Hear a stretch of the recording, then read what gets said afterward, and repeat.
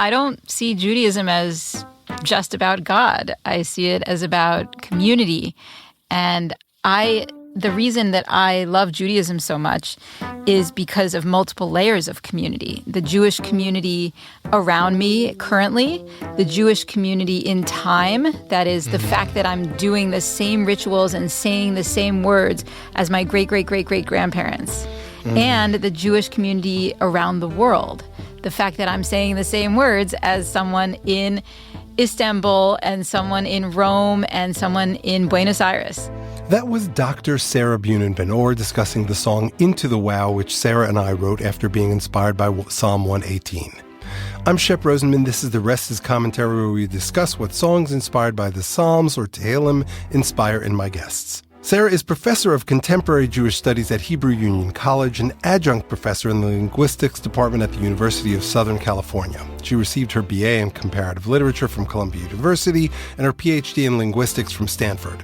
She is the author of Becoming From: How Newcomers Learn the Language and Culture of Orthodox Judaism, and Hebrew Infusion: Language and Community at American Jewish Summer Camps, along with many articles about Jewish languages, Yiddish, and American Jews. Sarah is the founding director of the Hebrew Union College Jewish Language Project, which runs the Jewish language website at jewishlanguage.org and the Jewish English lexicon at jel.jewish-languages.org. Dr. Benor hosts the podcast Heritage Words about how people engage with their ancestral languages in new and creative ways, focusing on specific words passed down through families and communities, and exploring, quote, heritage words, close quote, from Jewish languages like Yiddish, Ladino, Judeo-Arabic, and Jewish Neo-Aramaic, and the memories, emotions, and identities those words carry. Sarah is also an expert witness, a sought-after speaker in Jewish communities, is currently researching Sephardi and Mizrahi Jews in Los Angeles,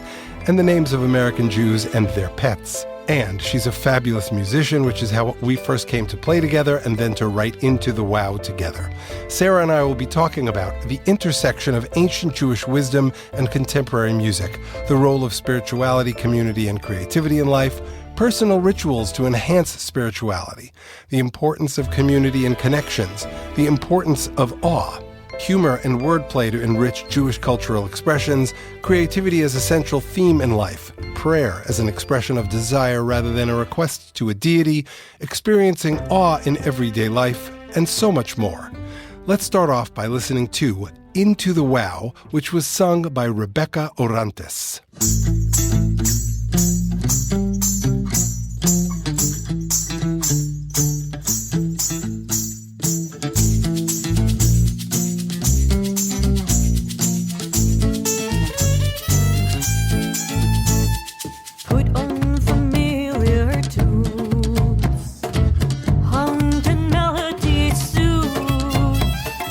Waves of power will receive, work will never be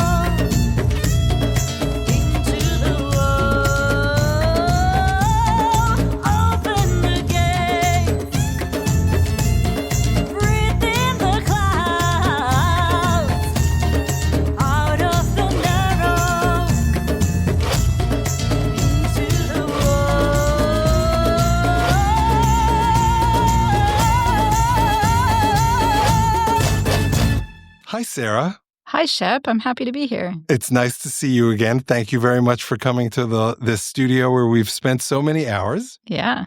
So this is a weird one as a podcast process because you're my first co-writer that I'm having as a guest about the song we wrote. So my normal spiel is, in the same way that we were inspired to write this song, and I see inspiration as a gift. We're connecting into that which is greater than ourselves. I usually offer the song as a gift to my friend or mentor or whoever I'm having the conversations with and ask what the song inspires in them. So there's a variation on this question, which is, what did the Tehillim inspire in you that led us down this path? So we're going to start talking about the songwriting process. I don't know. There's just so many interesting themes in here and ideas that are different than just praise God. What are your curiosities? What are the things you're interested in that you want to share with the group? It was neat to take our ancient texts as inspiration for a contemporary song. And I know that's the whole premise of your song cycle and podcast. And I did really enjoy that. It's kind of interesting to take something so old and renew it through new interpretations and applications. Mm-hmm. I mean, that's what I love about Judaism in general, the application of Jewish wisdom. I mean, I used to teach a class called Applied Jewish Wisdom for Jewish nonprofit professionals in training. And we didn't talk about writing songs, but this is another aspect of that, where we have our ancient texts and prayers, and we can use them in new ways. Right. And it aligns with the whole notion of chidushim, right? Of new thoughts on these ancient texts. And, on the one hand, we have Solomon, potentially Ecclesiastes, who says, "Ein chadash tachat hashemesh." There's nothing new under the sun. But on the other hand, we have the rabbis who are seeking to create ma'ayanot hamitgabrim, ever-flowing fountains with all sorts of new and creative ideas. So we hold both of these traditions and perspectives within Judaism. So the idea of turning these ancient texts into something newish, which rhymes with Jewish, is very appealing, because I think, and this is, for those of you who can't see us, and that's nobody because we're not videotaping this, I am emotionally stepping up onto my soapbox here, and you may have heard this from me before. I think that our current structure, for all of its positive values and contributions, the structure of Jewish life creates consumers of Judaism, not owners of it. And it doesn't mean that you can't be an owner of it, but you have to make the choice to really be a stakeholder. And you do that by learning Hebrew, learning Aramaic, and studying all sorts of scholars, male, female, new, and ancient, and finding the people who speak to you. But it's a very high bar to get into that. So that's, I think, the impulse here. Like, everyone can read the Psalm. They may or may not get into the levels and the wordplay in the ways that you and I might, because we'll look at the shorashim, the roots of the word, and we'll look at misinterpretations that make the text make more sense or make it sing a little more, and play with it in that sense. And that's a lofty part of the tradition. So I'll use that as a way of answering the question for you. Every time I do one of these, I walk away wowed. And the reason is because every one of these collaborations is different for me. Like, you wanted to you wanted to acknowledge the doldrums, if you will, while inviting the listener to be open to possibility, right? You started with open the gates, breathe in the clouds, out of the narrows, into the awe. I mean, so like that almost entirely made its way into the song. Yeah. Well, we came up with that together. And I think the idea of awe came out of my understanding of God. Like, I don't believe in God, but I think of awe as my substitute for that when I'm saying prayers and using God language, that it's about what is awesome in the world, what is out of the ordinary and something that makes you say, wow. I love that. I want to ask you a question in a curious way, not a challenging way. So one of the verses here is Ana Hashem Hoshiana. Please, awesome, save me. How do you, when you say verses like that, how do you engage them? Yeah, well, I'm glad you asked that. And this actually goes back to what you were talking about before about being a consumer or a producer of Judaism. And I do see myself as a producer in that I create rituals and apply wisdom from Judaism to my own life. And one way that I did that was when I was finishing up my cancer treatments, and I did a little ritual, and I started the ritual, the bell ringing ceremony. I started by singing Min HaMeitzar. It was the tune that goes, Min HaMeitzar Karatiya. Beautiful. I love that tune. That's the Romani Nusach that they sing in many Sephardic shuls. Well, it's the same as the tune that you do for the Song of the Sea. Yeah. Yeah. So, and I learned that as a tune for Min HaMeitzar from Asher Shasho Levi and Chloe Pourmoradi, who performed it at my Passover concert a few years ago. And I just loved it and listened to it a lot. Asher Shasho Levi's father was Jay, who grew up across the street from me. Oh, nice. Okay. And I had the amazing, and I saw him play at Limud LA. I watched him grow. Like, I think he was on his way out of Milken, and he did a whole thing in honor of his dad of Sephardic music. And I had the pleasure of playing with Chloe at Der Nister last year, and she's just a showstopper. Amazing. They're both amazing. Yeah. So they were recording that song in my living room. And actually, Jay was there too. Really? Why was it in my living room? Because it was supposed to be at Pico Union Project. It was a Passover concert scheduled for March 15th, 2020. Oh, and wow. So we had to pivot. And a few days before, we just recorded the whole thing in my living room. And then we performed it on Zoom, or we aired it on Zoom, one of those early Zoom meetings. That was a very important melody for me. And I sang it on my way to my chemo treatments and my radiation treatments. I would bike to those places and I would sing that and Ozi V'Zimrat Yah, which is also in this psalm. And I interpreted that quote, the Min HaMeitzar, differently than I think most people do. Min HaMeitzar karati Yah, anani b'merchav Yah, Adonai li lo ira, ma ya'aseh li adam. So from the narrow, I cried, God. He answered me in the expanse of God. Min HaMeitzar karati, that's how you just sounded. From the narrow I cried, Ya Anani, God answered me, B'merchav Ya, from the as you said, the expanse of God. God answered me from the expanse of God. Yes, but you could also interpret it as I cried out to God. I cried out God, or you could just say I cried out, and then God answered me, right? So then Adonai li lo ira, God is with me. I will not be afraid.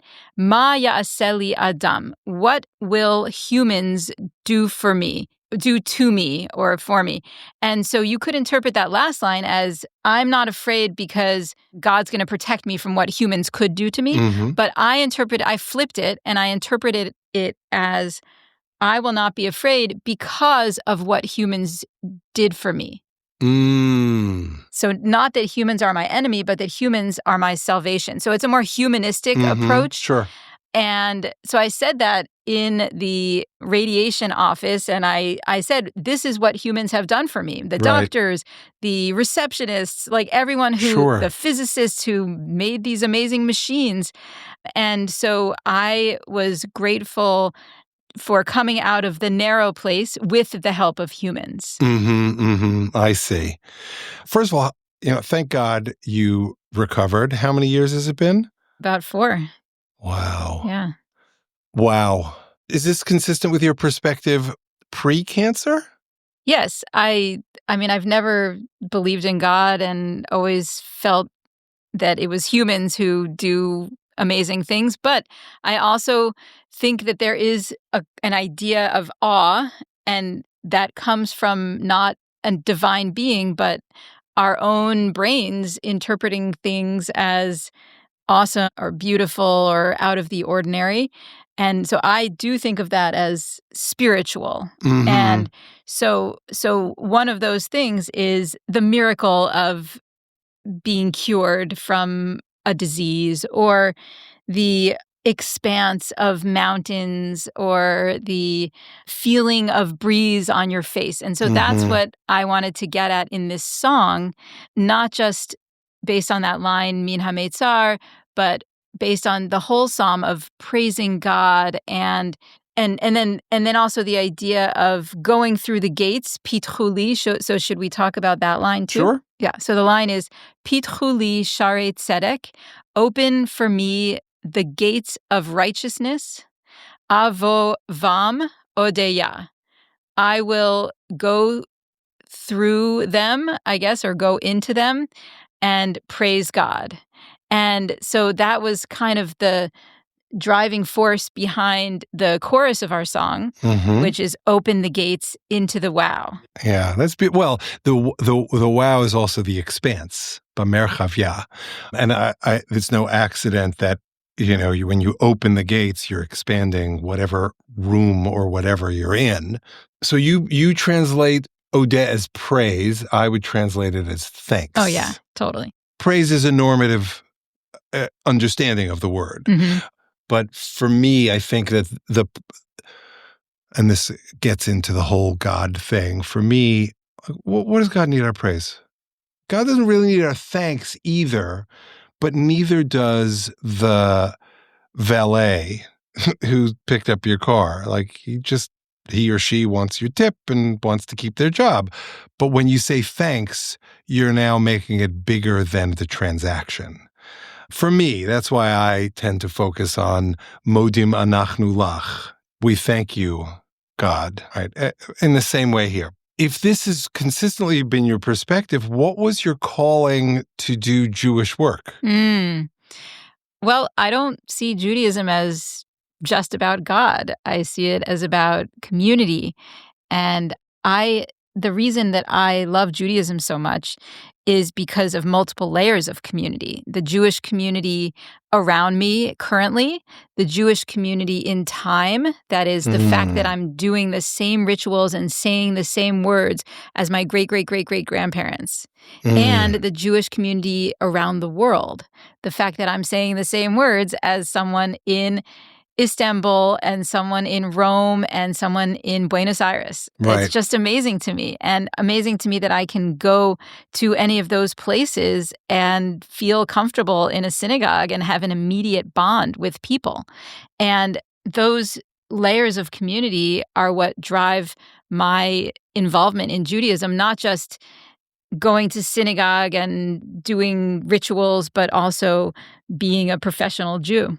Is it possible, and I'm going to get into Arthur C. Clarke here and various other thinkers, is it possible that God is in the community? Not this external being in the sky with a white beard and sandals and long, or maybe not a white beard, depending on the gender issue, right? Like, God is not out there, but God is the power that comes when people get together and decides to shul together or synagogue together, or create a meal train when someone, God forbid, dies, or take you to chemo or whatever. Yeah, I think it is, like, I don't think of God as being in the community, because I don't think of myself as believing in God, but I do think of myself as substituting ideas in my translation when it's a prayer about Yah or Elohim or Adonai. And so when you're substituting like that, and by the way, you can feel free not to answer any of this, but when you're substituting like that, if you ever say the Shmoneh Esrei, right, during the week, you're asked that's the silent prayer, the silent Amidah, explaining to the people who are not in the room, the rest of our community. We ask for all sorts of things. Slach lanu, forgive us, give me wisdom, give me parnasa, help me make a living, bring back the hostages, and so on and so forth. Mm-hmm. What's the move there? Yeah. I don't think that I'm asking any being that has the power to answer those prayers, but I think expressing petitionary prayers is a useful act for anyone. That you are expressing a desire for something, and it doesn't actually make it more likely that it's going to come true. I mean, I think my most fervent prayers are for peace. Mm-hmm. And I don't actually think that there's a God out there who has the power to bring peace. I think peace will come through diplomacy. Mm-hmm. But I can still pray for that diplomacy to happen in order to bring that peace. Right. Well, that interestingly aligns with some of the great Jewish thinkers who, I think this is Rav Kook, there is going to be a Mashiach, but it's going to require us to take steps in the same way that Nachshon ben Aminadav was the first one to step into the Red Sea, which caused the waters to part. We don't have to believe that, but even metaphorically, if there's a Mashiach, if there's peace, it's only because we make it happen under that theology. Yeah, and so I do think it's useful for humans to express gratitude and express desire for things to change. I think it's natural and healthy. So I think both of those things are important in my experience of spirituality. Mm-hmm, mm-hmm. Do you ever get to a place of greater than yourself where you have more of a mystical experience? Yeah, definitely. And I think that's what this song is about, Say more. Well, it's about... It was a softball. It's about experiencing things that are out of the ordinary and that make you feel at peace, or make you that you think of, oh, that's a powerful experience. Mm-hmm. And so should we look at the lyrics and talk about them? Well, I guess originally when we wrote the first draft, it was more about, here are some things that are negative, and then you do something to make it more positive, or you do something to get out of the negative, get out of the narrow, and go into the wow. And it changed a little bit, so we don't have those negatives in there as much. We have them a little bit. But so put on familiar tunes, haunting melody soothes, waves of overwhelm recede, work will never be complete. So the idea there is that there's so much to be stressed about. There's so much work. You can't get it all done. You're overwhelmed. And then you put on music and you feel better. Mm-hmm. Right. And that, of course, I'm sorry, I'm going to go musical for a moment. That reminds you of Lo Alecha Hamlacha Ligmar, right? Exactly. It's not up to you to finish, but it's a musical reminder of that. Exactly. We even talked about that when we wrote that lyric. Oh, yeah. I didn't remember that. And then the next verse, don't worry about the news. That is the idea that the news is bad. And I think in the original version, we had more explicit descriptions of what made the news bad. In an earlier version of the song, we did have a verse about community and how that also brings joy and comfort. I found our process around that very interesting because, look, you're a high-level academic with strong knowledge about your area. You're a high-level musician with strong knowledge about your area. You've written some songs, so you know what your preferences are. And I find that exchange, I was starting to go down this road before, fascinating, because there are some collaborations I do that are just torture. People will say things and I'll be like, no, you can't actually think that. That's just a terrible lyric. Why are we going to do that?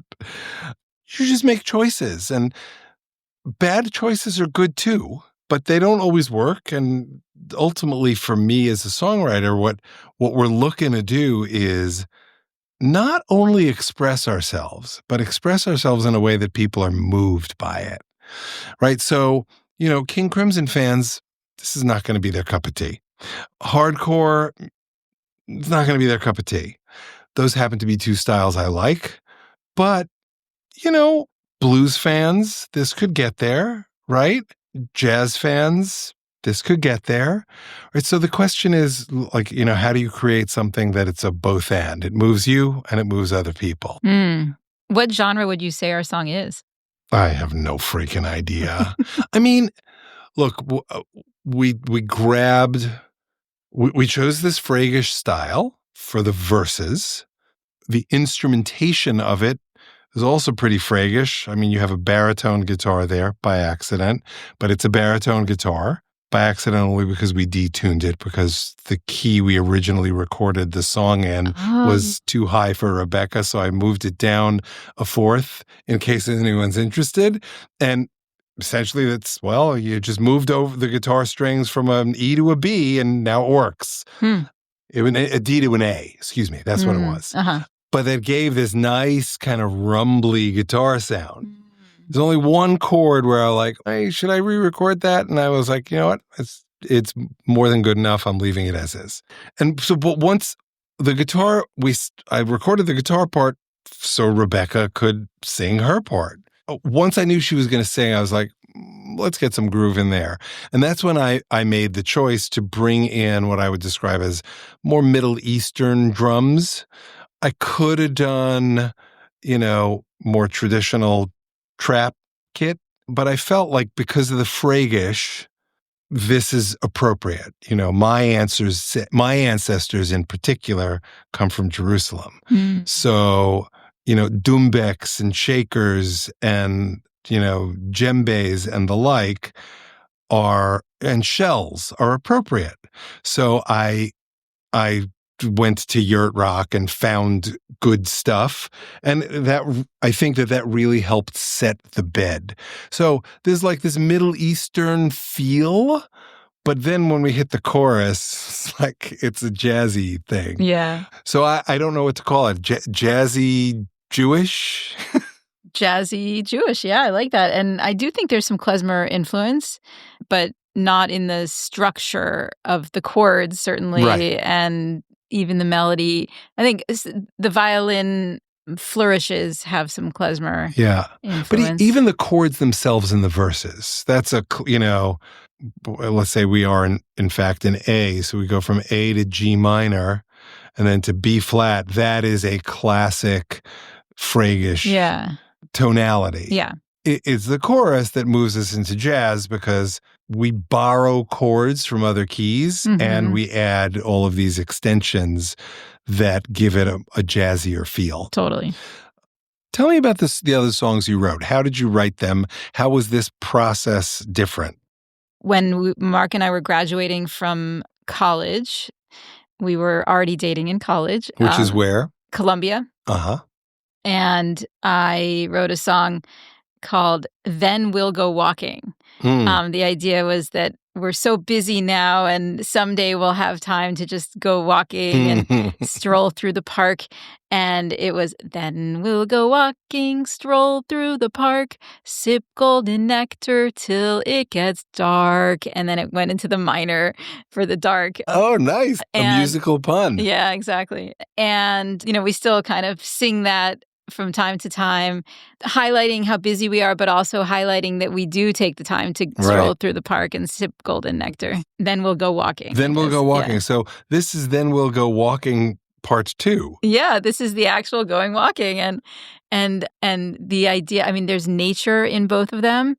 The other songs that I've written, there's the Yiddish one, Yiddishkeit, Yiddishkeit, uns gefällt der Yiddishkeit, Yiddishkeit, Yiddishkeit, was ist das für uns? And so it's in Yiddish, and it's about what is Yiddishkeit to us.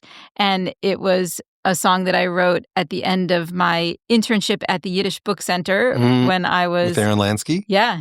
When I was 19 or so. Uh-huh. And it was, how do we as interns at the Yiddish Book Center understand the concept of Yiddishkeit? Mm. And then it went into the verse where we would say different aspects of Yiddishkeit that we liked.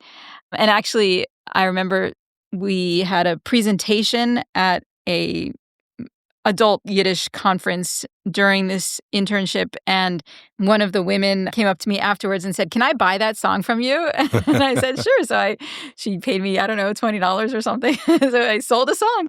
Amazing. Yeah. But the other songs I've written have just been melodies, haven't had words. So this is really a new experience. I mean, it's been a long time since I wrote anything with lyrics. And oh no, there was one other. I wrote a blues song, and then I eventually put lyrics to it for my grandmother's 90th birthday, I think, and it was called Phenomenal Woman. Oh, Phenomenal woman, phenomenal woman, Estelle does 90 phenomenally. And I know it's weird that I'm singing because I don't usually sing publicly. I prefer to express my music through violin. So, but, that's what we do here on this podcast, right? Do you think you're going to write more songs now that we've been through this experience? Maybe. Yeah. I mean, if something inspires me, and you know what? I actually haven't mentioned this yet. I'm not sure we've talked about this. What inspired me to write this set of lyrics here was not just the psalm, but my experience working with a spiritual director over the last 2 years.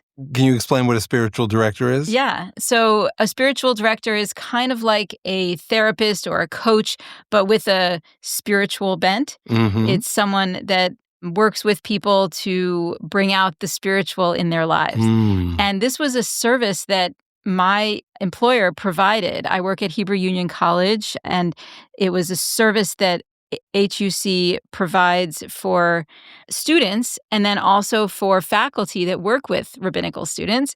And I said, yes, I'll be happy to try that. And I did. And it was amazing. It really helped me to feel more spiritual and to take advantage of the spiritual things in the world in ways that I hadn't as much before, like just walking around my neighborhood. I do most of my spiritual direction sessions on the phone while walking around my neighborhood, which is also your neighborhood.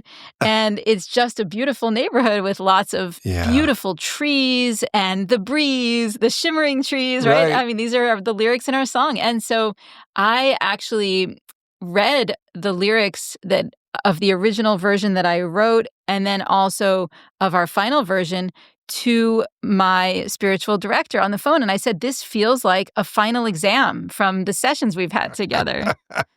Because it's about all the things that I find spiritual and meaningful and fulfilling, that make me feel like my life is more meaningful. The nature and the pets and let's take a look at the lyrics. We only talked about a few of them, but a few of the verses, but some of the other verses have other things that I find spiritual. Swirls in the sky of pink and red. Like when the sky is different colors than it normally is, it's something powerful. Right? And the breeze, I mean, that's something I love about living in Los Angeles that you don't get in much of the rest of the world, that there's always a breeze here. Yeah. And particularly at the ocean. Yeah. But even in our neighborhood, which is several miles from the ocean, right? And the clouds, and the idea of breathing in the clouds rather than just seeing the clouds. I do that. I mean, breath is such an important part of my sense of calm. And I do think of that as related to Judaism. I mean, the idea of nishama and nishima. And you want to explain? Like breath and breathing and soul, that they share a root in Hebrew. Yeah. I think of that prayer, Elohai neshama shenatata bi tehorahi. God, the soul that you gave me is pure. Yeah. And the idea of breathing in purity or breathing in the clouds. I mean, clouds are very important in my sense of spirituality and my understanding of beauty in the world, because clouds are just so interesting and always changing. And sometimes we don't have any clouds here in LA, but often we do, and they're often interesting. And I also thought about clouds. We talked about this in our study session about Anani Bamerchavya, Yeah. right? Answer me. But it's also, if you use wordplay, it's my cloud. Yeah. Anani, my cloud, because Right. Anan means cloud. That's why I turned. I wanted to kind of find the line. That was one of my favorite moments because I love wordplay. And I think at bottom, that's what the rabbis are doing, right? Like, how do we make these words sing, to use my language? And that's why they have these pages and pages and pages exploring issues that have legal consequences because they're playing with the words. Yes. And in fact, I planning to someday write a book called People of the Pun about wordplay in Judaism. Amazing. Because there is already a lot of research about wordplay in the Tanakh and in rabbinic literature, but mine would focus more on contemporary Jewish communities and how we use multilingual wordplay. I mean, that already comes up in my research about Hebrew at Jewish summer camps, and it comes up in my research about Jewish names of pets. There's a lot of wordplay in all of that. And so someday I hope to bring it all together. Can you give some examples? Okay. So in Jewish summer camps, when people recite Birkat Hamazon, the blessing of thanks after meals, there's a lot of wordplay in the silly insertions, like Asher bara. Some people say, I swear I saw her bra, you know. And I grew up with sour cream. Yes, right? exactly. So, and that's not a pun in the same way that some of these other, but it's wordplay, exactly. And, or Barchu at a summer camp, you're trying to make things fun for the campers. So one of the people leading services at one of the summer camps said, knock, knock, who's there? Bar who? Bar hu et Adonai hamvarach. That's cute. And so that kind of wordplay I always found interesting. And then in Jewish names of pets, people often give their pets punny names, especially punning on historical figures like Golda Meow instead of Golda Meir. And obviously that's a cat. But one of my favorite punny names is a fish, a beta fish named, ready? Ruth Beta Finsberg. So that's adorable. Yeah. So there's a lot of punning that goes on in Jewish life. I love that. So we're talking in the week that I released my nephew's episode, and we talked about my parents being punsters.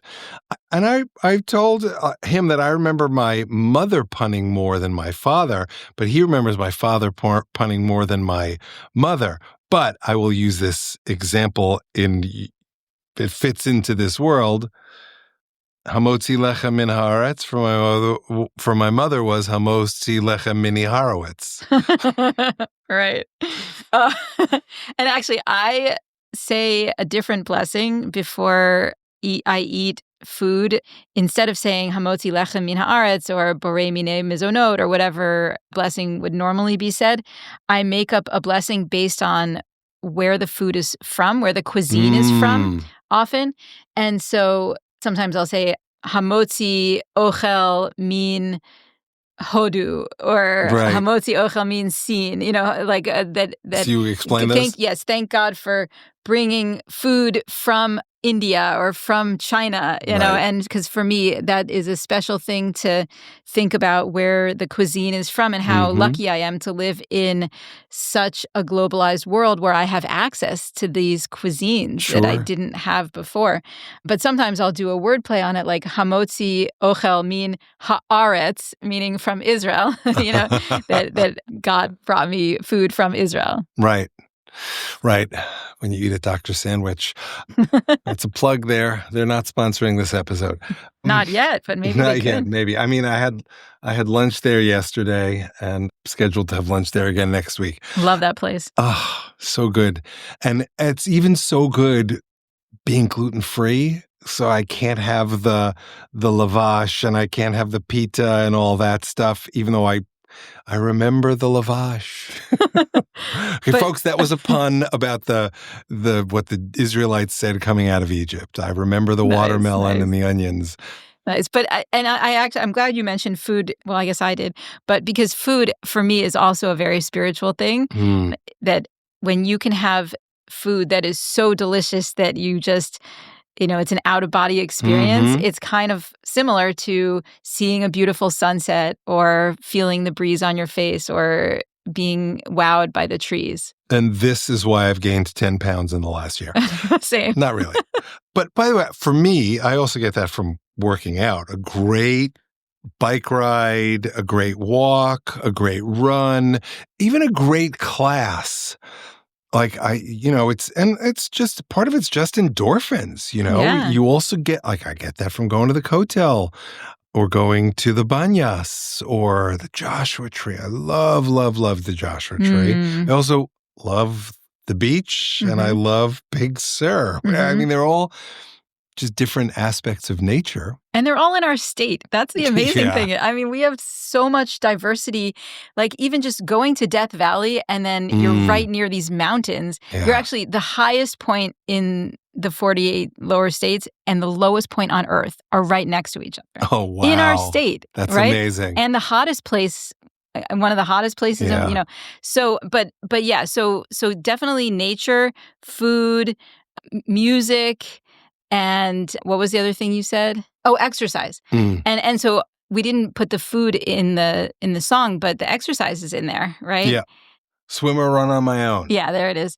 And that is interesting because the next line is inspiration when I single task, shutting out the noisy world. So the idea there is that, and I got that idea of single tasking from Lisa Damour. It's a podcast called Ask Lisa, which is about parenting and teenagers.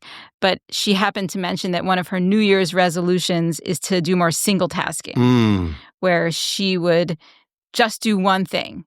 So often we're doing two or more things at a time, right? We're walking around the neighborhood talking to our spiritual director, or and so she wants to do more single tasking of just walking around the neighborhood, or in your car, don't listen to the news or listen to music, just drive. And I've found that that's really, I mean, I don't do it a lot because I'm usually listening to something, or even exercising, I'm often listening to music, but just exercising is really helpful for inspiration. Those of us who spend all day in our heads, it helps to have something physical that you do that's not writing or reading or, and so even if you're not intentionally thinking about what the next paragraph is going to be, it might come to you naturally through that physicality. Well, I would also argue that there's a way to use some of your existing tools, like writing, to get out of your head. And if you don't want to, that's fine too. But I mean, this entire conversation has been improvised. Yeah. Right? So one way to manage this is to just improvise, right? And not about your work, but just what comes to mind. And, 3 minutes of improvisational speaking about whatever forces you out of your head. And it works the same way with journaling. And this is, for me, and I'm sure it's different for everybody, but for me, it's not even a habit or a routine where I do this every day. I choose not to, but because I do it regularly, next week starts the next Fearless Songwriter. Plus, I'm doing all this writing with you and 7 other collaborations that I'm working on. In addition to me writing on my own, the second I sit down at the page, something comes out. And in addition to you having a full-time job. Yes. But all of this helps me in my job. It keeps me in a modality of being creative so that when I'm in a moment in a negotiation, I can think very quickly. I can get to the improvisational place and say, let's let go of this, but here's a solution that I want to use here. It's not a solution I've used before, but that comes up a lot for me. And I can't tell you how often business affairs people say, it's lawyers on the other side, oh, no one's ever asked me that before. And I'm never sure if it's a compliment because I'm the only schmuck who's asked this, or because they're like, oh, I never thought about the issue that way. Right. And that gets back to what you said at the beginning of the podcast episode, which is about creativity. Yeah. Right. And I think you're right that creating music helps you be more creative in other realms of your life. But for me, creativity is a central organizing principle of my life.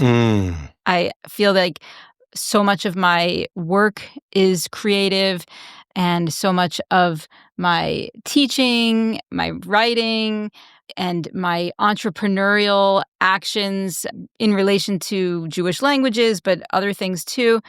And then also just making dinner is a creative activity, right? I get a farm shipment every week. Oh, wow. And every Monday we get it, and I get to see what's there and think, what am I going to make for dinner tonight? And it's always a creative opportunity, and I love that. I love being creative. In fact, Are you a recipe follower? I do sometimes follow recipes more on the weekends, but I also just love making stuff up on my own. Yeah. Sherry's a recipe follower. I can follow recipes, but I think, and this ties into the whole creativity piece, I was diagnosed with ADD in college, so I have to work at paying attention. So recipes are like, I've been paying attention all freaking day in these emails. I don't know that so I'm like, I open the fridge. Okay, I'm going to make that. And then like I'll build from that. It's very inspired. Like that for me. I mean, that doesn't mean I don't make the same things over and over again, but okay, I'm going to disclose the ingredients of a recipe that Sherry thinks. When we first got married, Sherry was like, I can't believe you're a child and you're eating this. It sounds disgusting. Pick your favorite pasta, ketchup, mustard. You want to be really fancy, grill some onions, throw some garlic in there, but it's good without those two things, and cheese. A little bit of butter to make sure it doesn't like stick to the bottom of the pan or it doesn't, get too sticky. And of course, now we do vegan cheese and we do gluten-free noodles, but ketchup and mustard are still there. And I recently, like the first few times I made it, Cher's like, just disgusting. I don't even want to have that. But when I'm wanting comfort food, because it's stressful, and it's been very stressful lately with the news, and I like that was my go-to. Like I made it one night, and Sherry said, that actually smells good. I'm like, do you want to try it? And she was like, this is really good. I'm like, okay. Only took 30 years of marriage to get there. Wow. Yeah, that sounds disgusting. Sorry. But it's really good, and you can get as crazy as you want with it. It's comfort food. Anyway, this has been fabulous. I love talking to you. I'm happy to collaborate again if you ever want to. Likewise. And, when Ruvain gets back, if you need a bass player or another guitar player, you let me know. Okay, we will. Thank you. I mean, I could probably chunk a chunk on the mandolin. I'm not a great mandolin player, but I could add mandolin and banjo, like simple parts. Yeah, let's do it. Okay, good. Thank you for doing this. Thank you. And thank you for the wonderful opportunity to spend so many hours in this studio writing and thinking and being creative together. Okay, well, so that leads me to, sometimes I end these with a bracha. Here's my bracha to you. May your creativity never stop. May you not need to go from the narrow and into the wow, but if you do, may you easily get there because you have that strong foundation of wowness about you. Amen, Sela. Thanks so much for listening. Special thanks to Sarah for joining me, for co-writing Into the Wow with me, for playing violin on the track, to Rebecca Orantes for singing Into the Wow, to Devin Schwartz for his help in producing this episode, to E-Rose for his help producing the song on this episode, and to Jessica Chana Sweetler for her help on social media, to Liat Silvera for designing the podcast logo, and to my wife Sherry, who who continues to give me the time, space, and supports to make this music happen, and of course the podcast happen. You can find Into the Wow and all the other songs in this song cycle on most platforms that stream or download music, including Spotify and Apple. In the next episode of The Rest is Commentary, I will be talking with my friend, chosen family, and mentor Avram Mandel, founder of Tzedek America. We discuss how empathy and storytelling are key to meaningful social change, empathy as a muscle that needs to be exercised regularly, storytelling as a powerful tool for connection and understanding, engaging with diverse communities to enrich personal growth, social change requiring active participation and empathy, the power of empathy to transform relationships and societal structures, personal stories that bridge gaps between different cultures, the importance of community engagement to foster mutual respect and learning, and so much more, all inspired by Avram's thoughts after listening to Waiting, inspired by Psalm 89. Please join us.